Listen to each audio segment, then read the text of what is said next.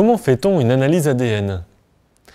L'analyse ADN, c'est maintenant l'outil indispensable de la police scientifique. Elle permet par exemple d'identifier des victimes, d'établir la présence de tel ou tel suspect sur une scène de crime, ou encore de connaître les liens de parenté entre deux personnes. Mais comment fait-on pour réaliser un test ADN? Et quel est le niveau de fiabilité de ces analyses? Eh bien, pour faire une analyse ADN, il faut commencer par se procurer de l'ADN. L'ADN, ce sont ces molécules dans lesquelles sont codés tous les détails de notre organisme. On les trouve dans toutes nos cellules. Et il suffit donc d'avoir quelques cellules d'un individu pour faire une analyse ADN. Une molécule d'ADN, c'est une très longue molécule qui peut atteindre plusieurs centimètres de long. Elle se présente comme une très longue échelle. S'il s'agissait d'une échelle de largeur standard, 30 cm, elle ferait plusieurs millions de kilomètres de long, avec des barreaux espacés de seulement 4 cm. En plus, cette échelle s'enroulerait comme un escalier en colimaçon. D'ailleurs, on dit qu'elle a la forme d'une double hélice. Dans la molécule d'ADN, les montants de l'échelle sont constitués de sucre et de phosphate, et les barreaux sont composés de deux bases azotées. En chimie, une base est le contraire d'un acide. Il n'existe que deux couples différents de bases azotées. Mais comme le sens dans lequel est positionné le barreau est aussi important, il y a pour chaque barreau 4 possibilités.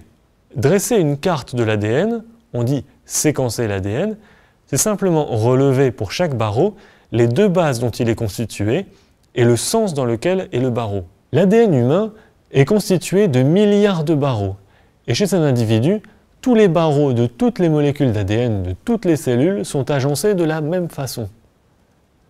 L'ADN est donc aussi unique pour chaque personne que son empreinte digitale, sauf pour les vrais jumeaux, qui ont la même empreinte génétique, mais pas les mêmes empreintes digitales.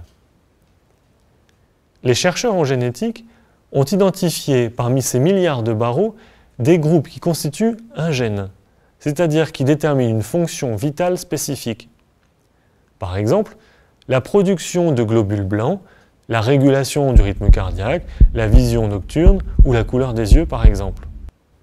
Un peu moins de 25 000 gènes ont été identifiés chez l'être humain.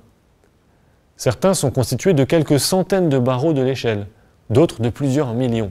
Plus de 99% des gènes sont identiques chez tous les êtres humains. Donc, il reste seulement 1% des gènes qui varient d'une personne à l'autre. C'est évidemment sur ces gènes-là que sont faites les analyses ADN. Parmi ces gènes, certains sont constitués de courtes séquences, typiquement 4 barreaux, qui se répètent plusieurs fois. On les appelle des séquences microsatellites. Et ce qui différencie deux individus, c'est le nombre de répétitions de la séquence. Une analyse génétique va mesurer ce nombre de répétitions.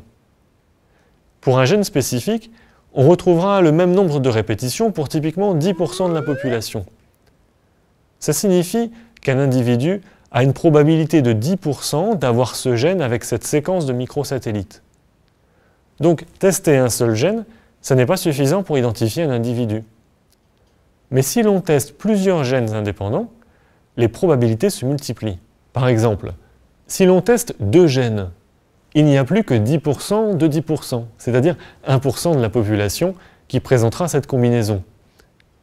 Et comme en France, on en teste au moins 13, la probabilité tombe à un 10 millième de milliardième. Autant dire que si 2 empreintes génétiques correspondent, on a bien affaire au même individu, ou à son frère jumeau. Mais comment procède le technicien de la police scientifique? Il travaille avec tout un tas d'équipements sophistiqués, tels que des centrifugeuses, des séquenceurs, des plateformes d'analyse, qui lui permettent tout d'abord d'extraire l'ADN des cellules, puis de le purifier. Il utilise ensuite une méthode appelée PCR, pour copier un grand nombre de fois la séquence de microsatellites qu'il veut tester. Cette amplification est très efficace, puisque le nombre de séquences peut être multiplié par 1 milliard.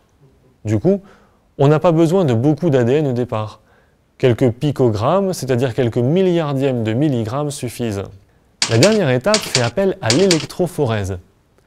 L'ADN obtenu est déposé sur un gel dans lequel on fait passer un courant électrique. Les morceaux d'ADN vont alors se déplacer à la surface du gel.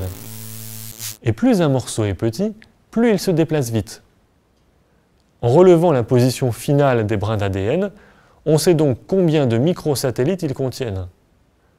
Au final, la caractérisation de l'individu se fera en donnant le taux de répétition des 13 séquences de microsatellites.